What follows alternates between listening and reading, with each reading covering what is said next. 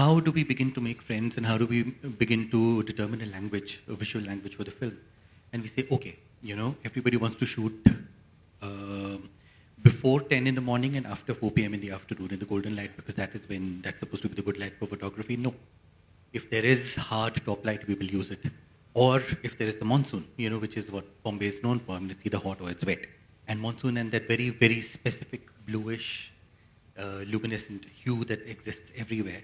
And as you said, that whole day magic hour, which happens sometimes, which is a delight to shoot it, also a pain to shoot it. But we say, we'll play with this. So Sunday mornings or whenever holidays you'd go out, we also know that it's very difficult to shoot in this city because they come and stop you, It's not so difficult in Bombay because it's a new city. You can put a camera in front of the Rashtrapati Bhavan and shoot and nobody will stop you.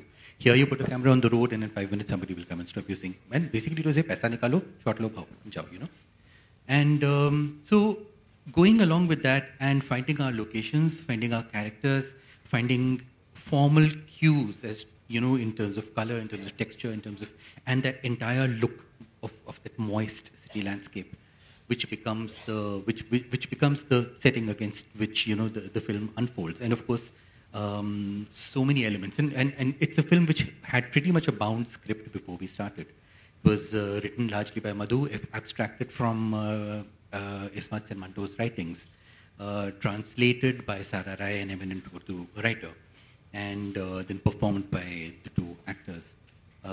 So many characters. So whether it's Rishma, the stunt woman in Sholay, who gives us that magic line which Madhu can't stop using, and that you should stop using. हमको face दिखाने का 1,000 और face छुपाने का 2,000 मिलता है, So anyway, so many, and it's a film that we shot over 3 years, because it's the look that we wanted to chase, and there were some things that could not be completed in, let's say, this monsoon, and much to Madhu's credit. There were times, and also because of the way films are made, that very often you're not free, and we're all doing different things, and we want to shoot, but the entire crew is not free. I'm traveling with something else, and I completely respect what Madhu did. She says, you have shot this film, if I get any other cameraman to do anything else, it will show.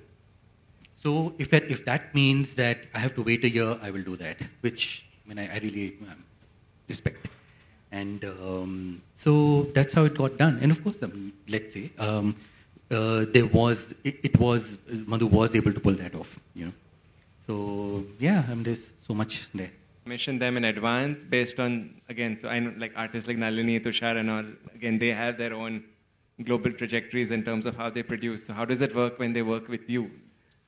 Well, you must remember that this film was shot in between 2003 and 2005.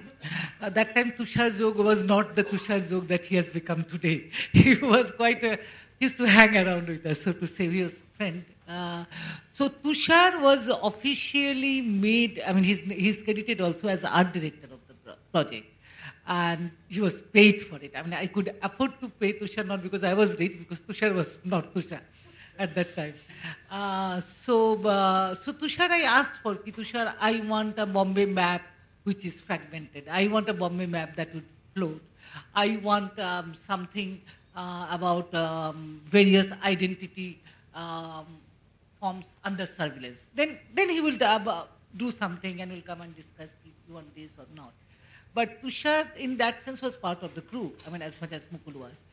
Nalini, of course, was already Nalini Malani, so it was a request. Actually, I wanted to borrow existing work of Nalini Malani, and she said that, why borrow? I'll make one for you. Because she can then reuse.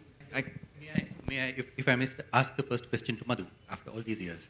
There is, in this film and another film which I don't know how many people in the audience have seen, Scribbles on Akka, and I can say this with hindsight now, that there is an element of over-the-topness in your work, which flirts with camp, flirts with campiness, in the scripting, in the staging, in the music, in the performances, and it's there in Akka, it's there in this film where you put Manto with a pink scarf, pink bandana, in a boat full of fish in the middle of the Vasai Creek, and we shoot from another boat, and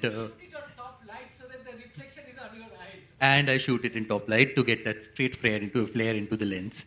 Yeah. I mean, I'm not saying, I'm not blaming you entirely for it. I take full credit for the campness, of those images and of that entire treatment.